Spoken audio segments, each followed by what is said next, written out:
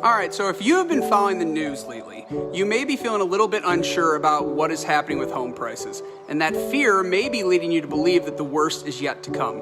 But the truth is, contrary to some of the negative headlines you may be hearing, home prices are not in a free fall. In fact, the latest data tells a very different story.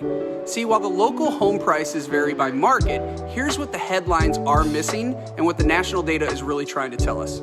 If we take a year-over-year view, home prices actually stayed positive. They are not in a dramatic free fall as the headlines would lead you to believe. See, the truth is this: home prices just appreciated more slowly than they did at the peak of the pandemic, and that's the big difference. Prices may be slightly fluctuating in certain markets, but overall, home prices are continuing to stay strong, and that lies the context that is getting miscommunicated nationwide. The last year has been a tale of two halves in the housing market. In the first half of 2022, home prices were climbing at a record pace, and then they peaked in June. Fast forward 1 month into July, home prices started to decline. And of course, this was also when interest rates started rising at a rapid rate, sometimes doubling in the span of just a few months. And that's important to remember, because home prices, home appreciation, and home values, it's all tied to interest rates and how the public views the financial stability of the housing market. Volatility causes fear, and fear causes potential buyers and sellers to stay on the sidelines. See, the truth is, home prices are actually starting to stabilize, not decrease, and that is why there are so many stories and headlines having mixed messages.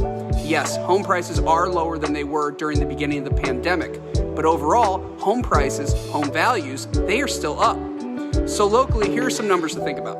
If you look into the 4 major markets in our area, St. Louis City, St. Louis County, St. Charles County, and Jefferson County, at the end of April, the average home sales price in those areas is up roughly 3% from this time last year. How about new listings hitting the market? The average number of new home listings hitting the market in those areas is actually down 22% from this exact time in 2022. How about days on market? The average days on market for homes in those areas is up roughly 38%. Now, hearing all of this, you may be starting to think things are actually getting easier for buyers out there. But the truth is, inventory is still incredibly low, especially in our local market. In fact, the average months of home inventory in these areas is still less than 1.5 months of home inventory. What does that mean? Think of it this way. Most economists and real estate experts all agree that in order to have a healthy, fair, and balanced housing market, a market where it's fair for both the buyer and the seller, we should have at least 6 to 8 months of inventory to be considered balanced. And right now in our area, we have 1.5 months of home inventory available. 1.5 months.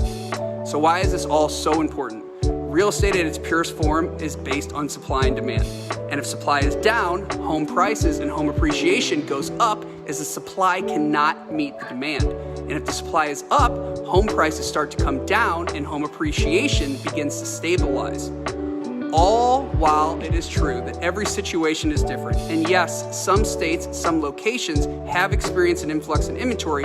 The truth is, inventory is not improving fast enough to meet the demand. Now, having said all of this, this is not 2008.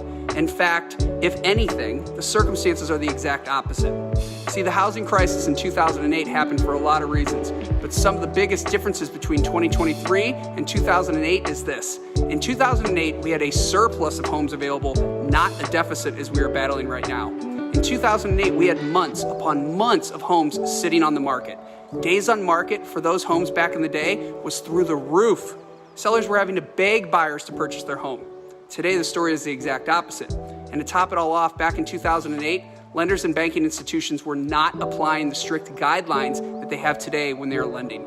Today's strict lending guidelines help protect buyers, and they go above and beyond to make sure that we do not experience another housing market collapse. See, it's important to separate facts from the headlines. I'll catch you guys next time.